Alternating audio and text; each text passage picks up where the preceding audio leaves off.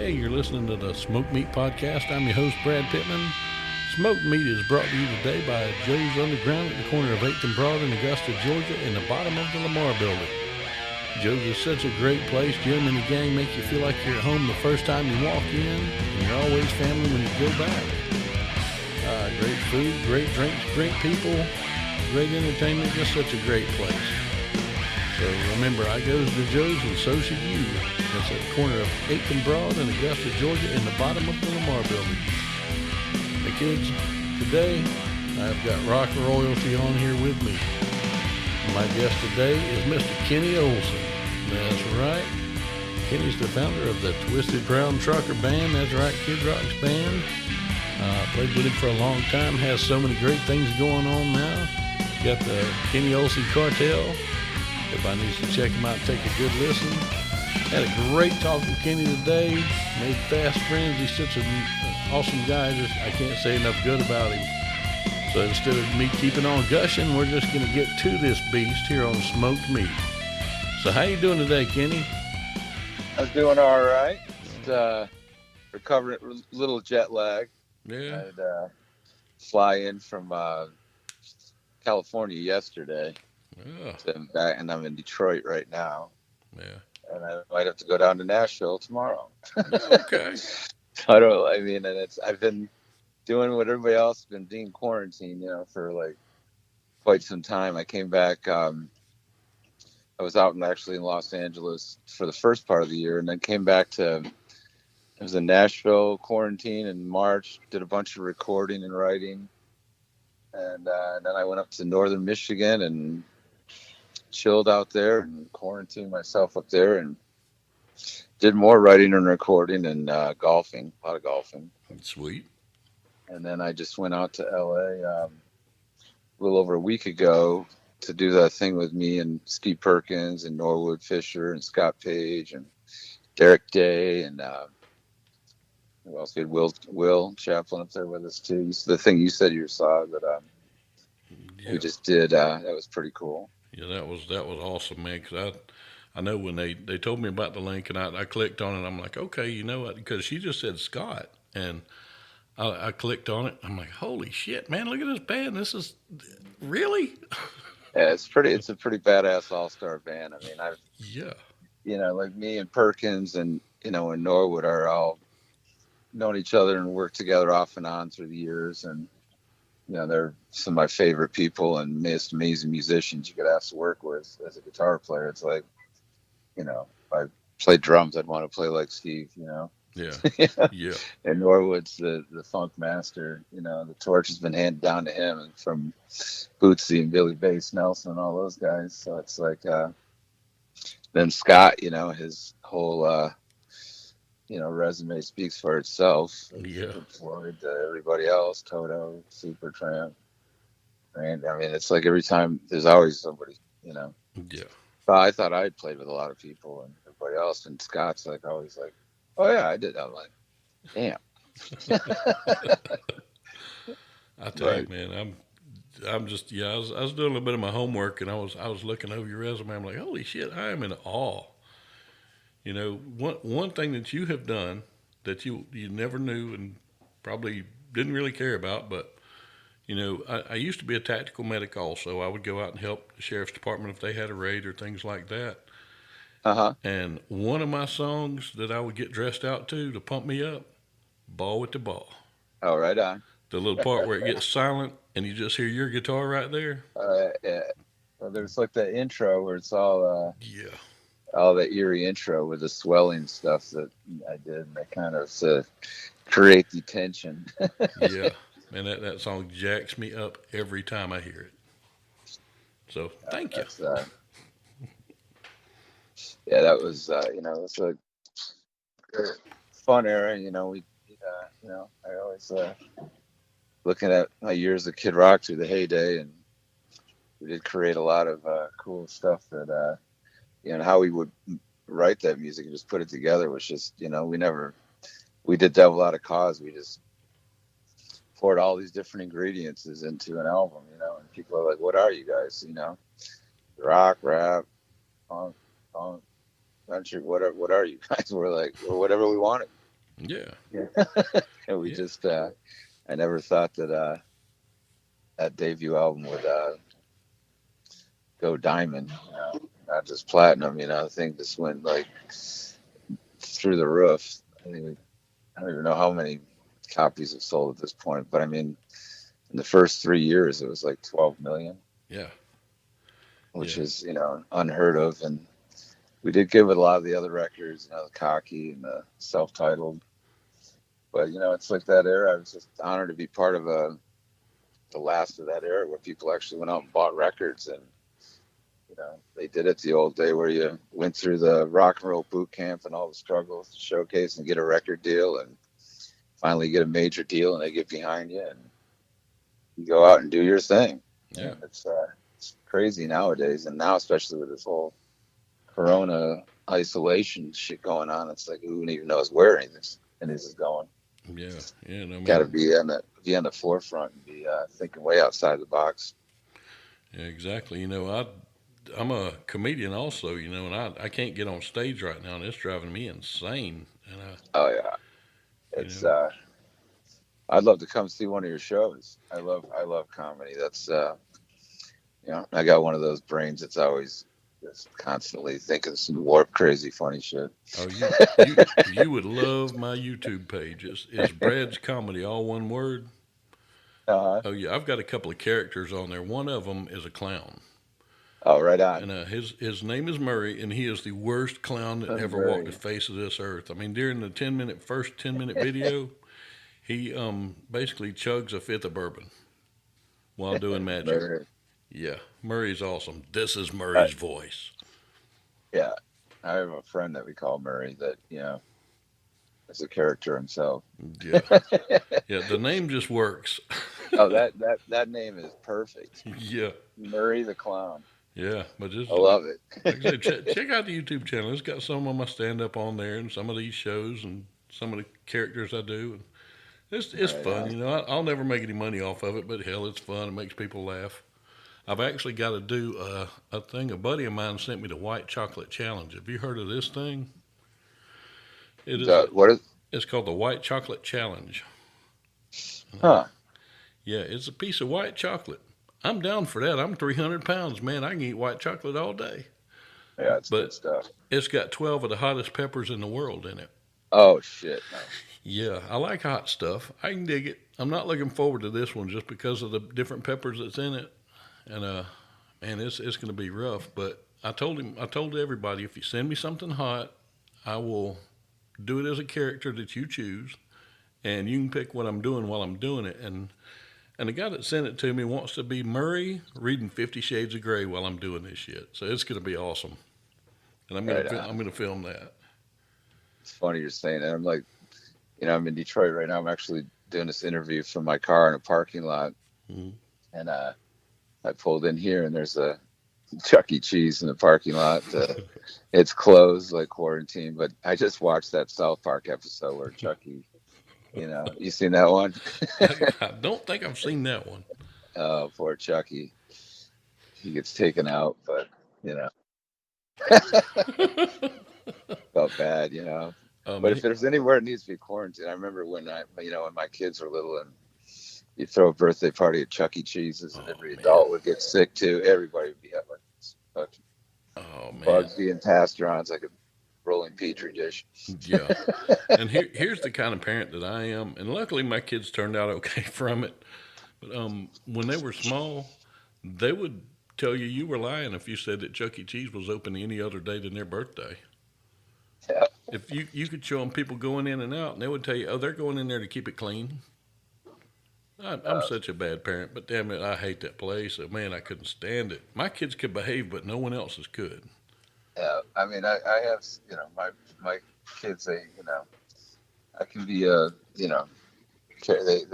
they like laughing. I've made them laugh, and I don't know if it's always the best in parent judgment, but they all came out okay. Yeah. So, they, Oh, and they're, and they have their own characters about themselves too that yeah. they're free to express. No, yeah. I've got two 'Cause they girls. watch their dad be that way. Yeah, I got two girls, a 19-year-old and a 17-year-old, and the 19-year-old looks just like me, and the 17-year-old acts just like me. So just shoot me now. Yeah, got the combo. Yeah, yeah, but they're That's good hilarious. kids. They're Yeah, good kids. yeah, they're awesome. But yeah, and the thing is, they're killing me with their music though. They're killing me because I've tried to introduce them to my music, and I was playing something, and I asked them if they knew the song, and they said no. I said it's Kid Rock. They said who, and I almost hit the floor. I'm like, you're kidding me. They're like, well, we don't know him. I'm like, oh shit, I have failed so bad. But now they Yeah, listen to K-pop and stuff like that, and which that's their thing. But come on, I they know. they call my stuff old man music. I'm like, it's fucking Kid Rock. It's And Metallica. even yeah, and even all the older stuff too. I mean, there's it's hard, with kids and what they mine are they're pretty. They've been exposed. They like all kinds of stuff. So but I mean, it's a lot of the music that's just out there now. There's some good stuff out there, but a lot of shortcuts people take in making it these days, the music these days, and they become popular because their likes and activity in social media, and Yeah, a lot of the soul and substance is missing from the real music. Even the in the recording process, a lot of stuff gets lost in that. You can't the dynamics, the vibe of it, the air of it, just it's missing. yeah.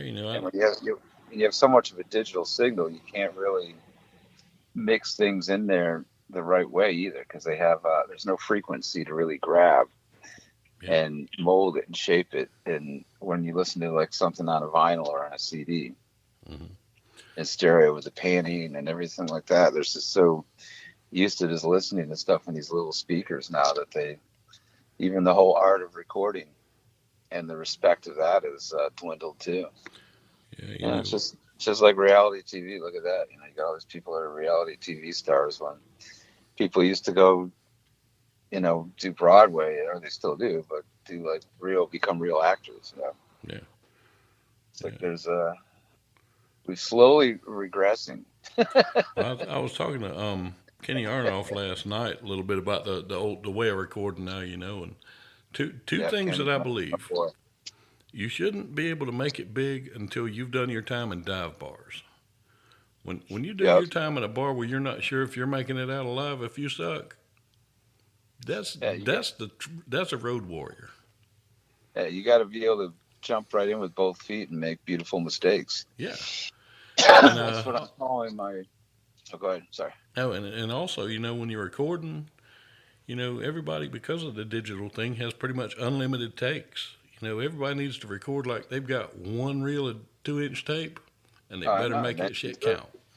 Exactly. I just did a recording a couple weeks ago.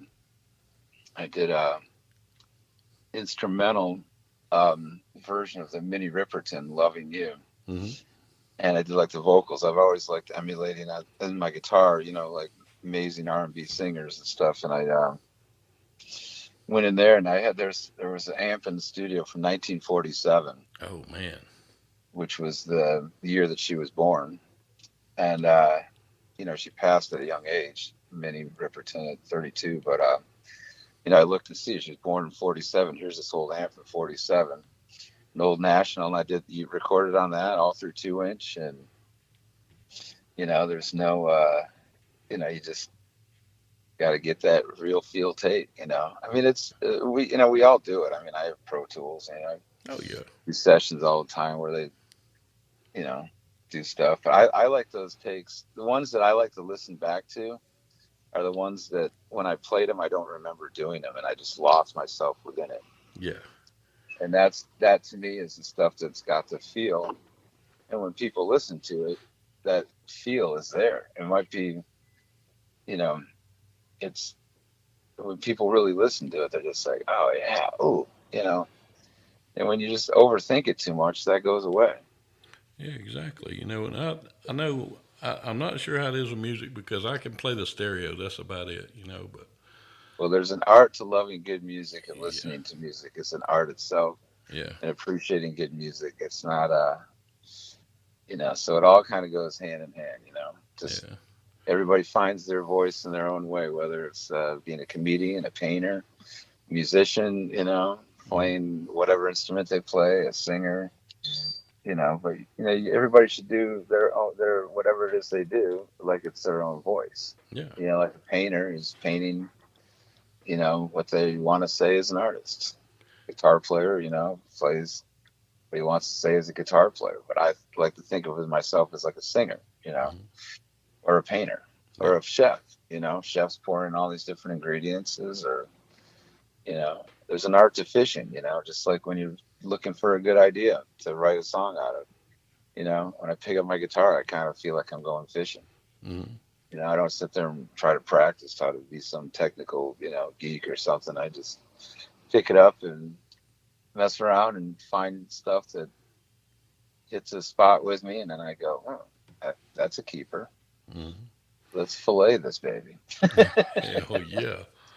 Well, no, I get in a little zone, and I've been doing comedy almost 30 years. Nothing really hardcore, just having fun with it. And I've lately, the last few times I've been on stage, I've gotten in this zone where it's really strange. It feels good to where I don't hear laughter.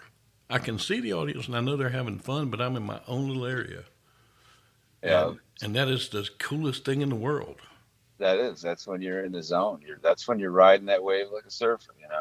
You're on the wave, and whether some people are offended or they're not, you're speaking straight from the heart. It's not some just routine or gimmick thing. It's like you're just really up there fucking letting it go. That's it. And I believe in being myself because I've told several people when I started doing the podcasts and I would get to interview somebody, I would use the radio voice and be the canned guy, like, so Kenny, tell me a little bit about playing with Kid Rock.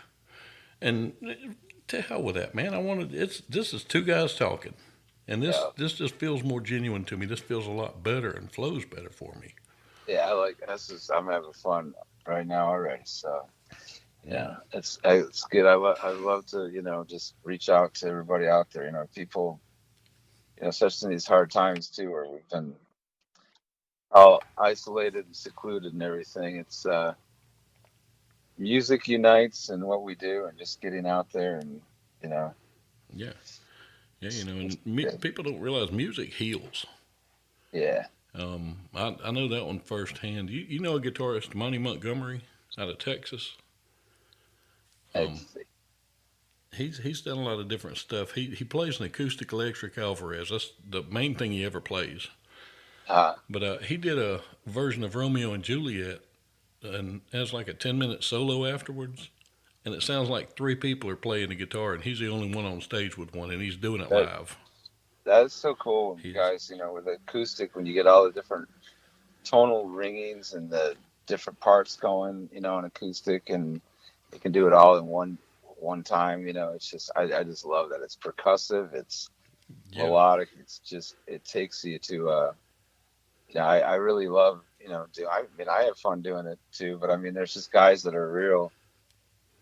You know that's their wheelhouse. Just playing acoustic all the time. yeah, And I most of the time have an electric in my hand, but I love to sit back and those guys that are really dedicated, so that play like that. I'm a huge fan of sitting back and just being taken away by it. yeah. And He is that a too. beast. But 5 years ago, I had two strokes. I didn't know I had the first one. The second one, I was on the ambulance working when I had it, Wow. and it gave me a really really nasty stutter and several other tics like that. And for about a month, I couldn't talk without stuttering. I was hard to understand. And I was out in my shed one day, listening to metal, cleaning guns, and I decided I wanted to hear that song, so I downloaded it and started playing it. And next thing you know, I was singing it perfectly, note for note, no stutter, no nothing. What's the name of the song? It's Romeo and Juliet. Romeo and Juliet. Yeah. Yeah, and And he did the solo at the end. Yeah. yeah, and I mean he just I actually got to tell my wife the first clear "I love you" since the strokes after I did that, and that helped heal me. And I sent him a message and told him. And a couple of days before my birthday, a few weeks later, my phone rang and it was from Texas. And I'm like, who in the hell do I owe money to in Texas now? Because I mean, I was out of work. It was bad. And I picked up the phone and said, "Is this Brad?" I was like, "Yeah." I said, "Hey, this is Money." I'm like, who? I said, "Money Montgomery." I'm like, "Okay." And he said, "I got your note." He said, "I was gonna send you another message back, and I just had to hear the voice." And I let him know then he made a difference because that helped heal me through that music, and I believe in it, man. Yep, it does. But And yeah, people like, a lot of people are experimenting around with that. I mean, that's what Jimi Hendrix was doing, right before he, passed. He mm, was starting to mess with a lot of that kind of stuff too. yeah, I got to hear a lot of really cool stuff through the years and been blessed. I was, working with the Hendrix family and Billy Cox and Mitch Mitchell and Buddy Miles and Hubert Sumlin, Bootsy Collins, mm, I mean, so many, the Double Trouble Boys, Chris and Tommy. I mean, so many amazing players we had through those years. mm, Rod and Shaka, Paul Rogers and I worked together in that Hendrix stuff. It was a lot of fun. yeah, yeah. I could actually play a piece of one Jimi Hendrix song. Yep. The Right part on. the part at the beginning of Voodoo Child with the Yeah. crybaby, I can play the Yep. part where he's tuning it. That's Oh, about it. Yep. That's the only part wow. of it I can play though. I have tried to play for years and I can chicken pick. That's it. But Uh, but yeah, my cousins. It's funny. I'm the only one in my family on my dad's side that doesn't play an instrument. They can play anything. One of them played on Edwin McCain's demo album. oh yeah, Edwin's my boy. Yeah, Edwin and I go way back.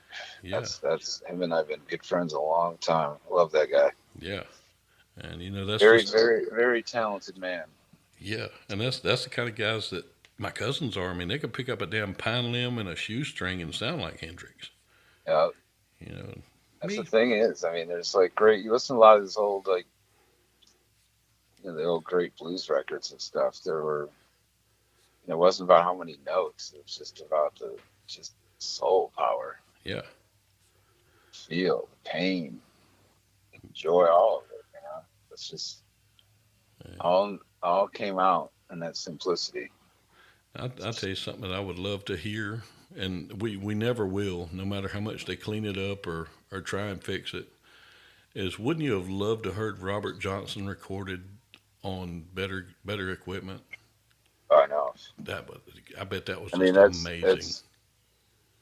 I mean, to listen to a lot. Look, we did quite a few years ago for Fat Possum. I remember me and Tino Gross had produced the record. I went and I did a few songs on the record, three or four. A Bothered Mind, R.O. Burnside. We took a bunch of the old recordings and hybrided it with some different, like wrote some different music as well to go along with it and put it Mm, all together. And it's pretty cool. You should check out that record. yeah, Called A Bothered Mind, R.O. Burnside. I'm writing that down now. Yeah, I think the one I know I did the Going Away Baby and then Detroit Boogie Part 1 and 2. And there's one other one. I can't remember off the hand the other one is. But and then there's a bunch of other cameos on there, like Jimmy Bones, from Kid Rock, plays on quite a bit of it. Mm, A lot of R.O. Burnside's family, a lot of guys from the whole scene down there in Mississippi are all part of it too. And Tino Gross, obviously, and well, Kid Rock's on one song, sweet. but it's cool. But I like, working with all those old guys through the years. Me and Buddy Guy have done got a chance to play with him a lot through the years. Hubert Sumlin, and and you go to anybody, even like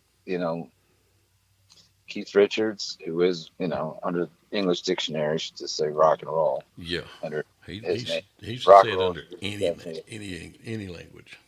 yeah, and Keith, then just people like that, being blessed to know that you ask any of those guys, Billy Gibbons or Carlos or anybody, Hendrix, they all will go back to talking about your Hubert Sumlins and Robert Johnsons and Muddy Waters and You know, they Buddy Guy. You know, look at Stevie Ray Vaughan. Any of these great players. You Yeah. know, David Gilmour. Any of these guys are all gonna like go back to where they first got. You know, what's inspired them. You know, you listen to this so many great bands through the years. It's just you know, back in the day, from Zeppelin and Cactus to whatever. It's just the blues cranked up playing rock and roll style, which rock and roll is an old blues term for having sex, rocking and rolling. Yeah. Yep. Oh yeah. And all good music comes from that gospel root. So it's Yeah, and I love all kind of music. If you look at my playlist, I've got everything from Wayne Newton to Metallica to Eminem to Kid Rock, of course. I mean, you name it, it's on there.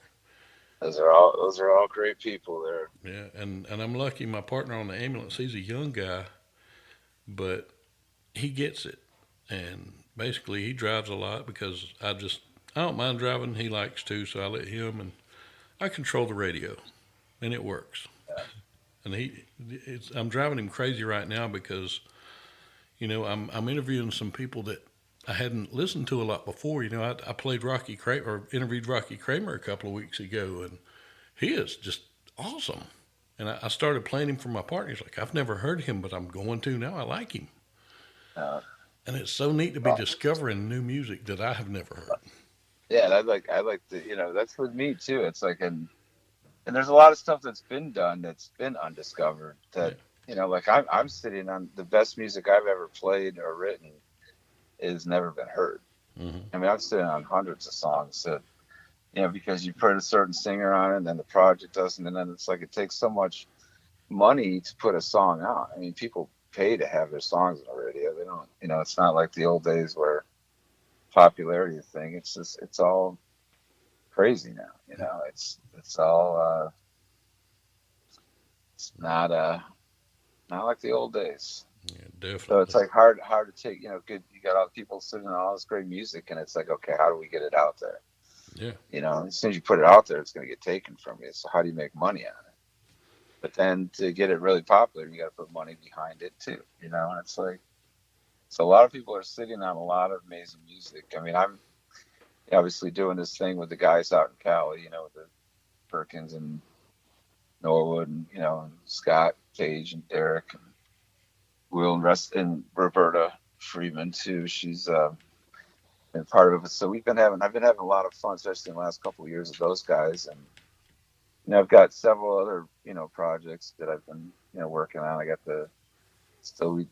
there's got a couple albums that I'm getting ready to put out with some stuff that I've recorded, and then I'm working on a documentary with a lot of legendary people and some young up and coming or people Mm. are going to be collaborating as well. But we're making a real record the old way and tell a lot of good stories, and a lot of people are going to find out about some amazing people that have played on a lot of stuff that are partaking in the making of this record with me too. So Hmm.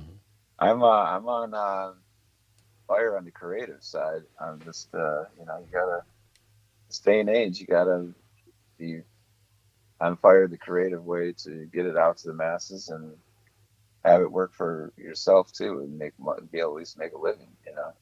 Yeah, and It's like I'm blessed that I've been able to make a living doing what I do. My most of my whole life. So I've had a few little shit jobs here and there when I was younger, but I've managed to go through the highs and lows and maintain who I am. But it's hard, these days. But then it's like a new wild west too. Like people, are doing it. yeah, There's people doing it right in their living room and making a lot of money and making a lot of getting Grammy awards and shit. yeah. I mean, So now instead of having to go into a studio and all the logistics that goes with that, everybody getting together, now you can just buy a $25 iRig, get in your living room, and you're there. yeah, And if nothing else, it may be a good shake up to make people think outside the box and kind of rejuvenate, entertainment as a whole. Yeah, because everybody's got their formula that, okay, I've done this forever and this has worked, here we go. And then all of a sudden we roll these dice and it's like, well, shit, this doesn't work that great anymore. I got to figure something else out. And yeah, so, I mean, but it sounds like you're definitely staying busy. That's for sure. yeah. And then we kept the support. I got to give a shout out. We got to give a shout out to our girl Eileen Shapiro. Oh, she is amazing. I love Eileen. I just love her to pieces. Words alone can't not express how much I love Eileen. She's one of the most awesome people on the planet. She's Definitely. just always looking out for all of us, and she's always definitely looking out for me. That's I'm grateful for Eileen every day. Look, she introduced me and you together. Exactly. It's like Exactly. Eileen is you know, just say Eileen rules. Yes, she does. I've got to Or get her to people send just me be a like, picture from Eileen, my wall get over that. here. Yeah, yeah. But when you come to Atlanta, you got to give me a call, and if you got your Oh band with you or yeah. whoever, Daddy will feed you Nice. because the name of this is the Smoke Meat Podcast. Oh, I would love to. I come down to Atlanta. I mean, I've been I grew up in Detroit area, and and I just I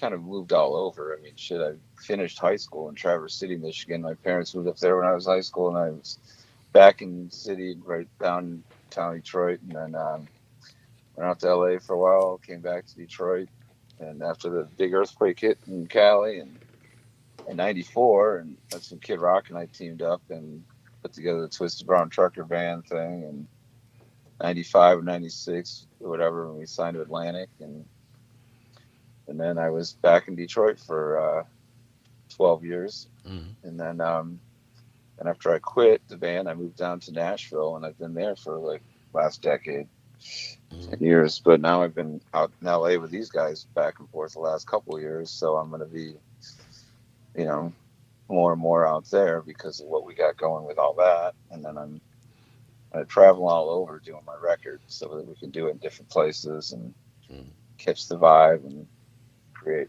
more content and stories and just make it that much more interesting. So, but Atlanta, I mean, I've down there a lot. DJ Hurricane from the Beastie Boys and I are we work together all the time. It's been a little few years, but we used to be hitting the studio there all the time, Very cool. Like I say, you working come on down stuff. here, you will be I fed.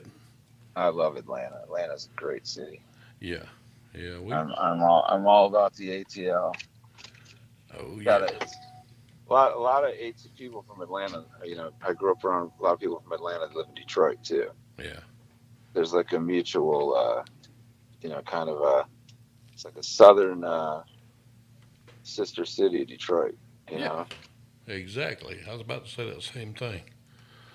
But man, I tell you, yeah, I've had a blast today. I know you got a bunch of stuff you got to get done. You're welcome on here anytime. Anything you need to promote or anything you just want to talk, yeah. pick No, up the phone, say, I would love that. I would, and I could, share some music or do some, whatever. I mean, any time I would love to. It's I've had a blast, and I just love just shooting the breeze, and it's like I know a lot of stuff for you's been crazy too, with oh yeah, being paramedic and seeing what you've seen and stuff, and oh these hard yes, times, and I don't want to get all political. It's just it's just we're all in this together, going through a lot of crazy shit, oh yeah, a lot of awareness is being made out there, and it's just we gotta just a lot of shit to take in for everybody. yeah. This Well, whole traveling this last week was a trip, oh, because I've really been like quarantined, and I was really careful, and most everybody around me was pretty careful mm, that I could tell, but it's just still seeing all that shit in the news mm, where it's just spiking everywhere. It's you know yeah, yeah.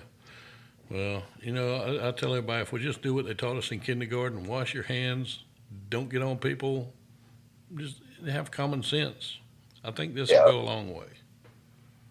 yeah, Yeah. we got turn the stumbling blocks into stepping stones. There you go. Like Sam Cooke wrote, the late great Sam Cooke. Change gonna come. And You know, for many years they've been saying some crazy shit was going to go down in 2020, Yeah.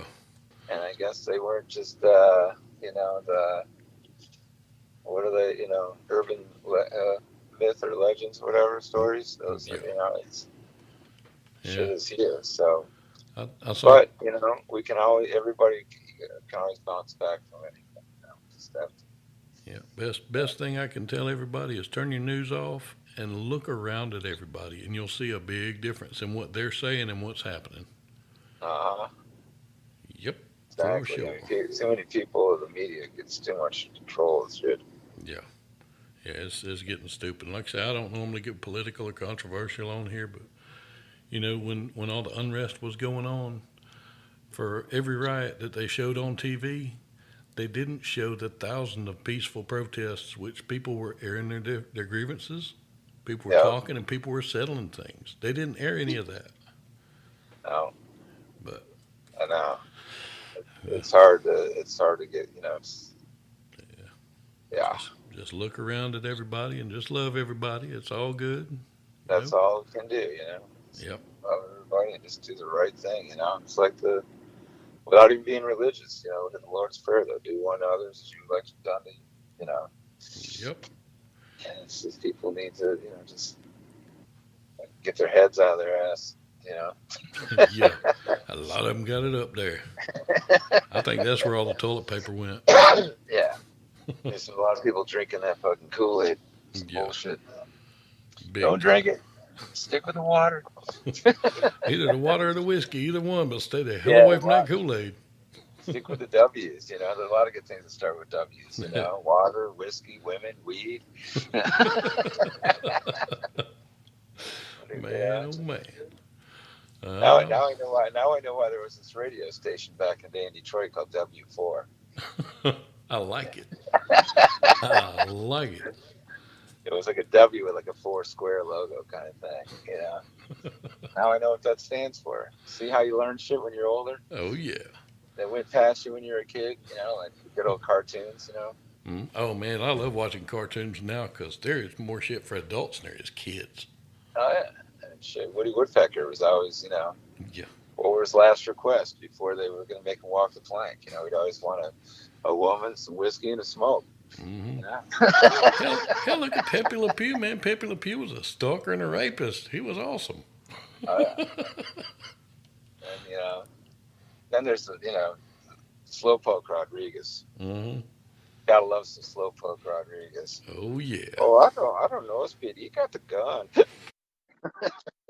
Hell yeah. That dude ruled. Pete Puma. Hmm. I think they got rid of, you don't see Pete Puma, you know, Yeah. these days. I I think remember. I think they made it out to be like Pete was on something because he was always like, "Oh, see you, boy," you know. I remember Snagglepuss. Heavens to Murgatroyd Oh fun. yeah, oh yeah. Oh That is yeah. the Murgatroyd. Oh hell, man.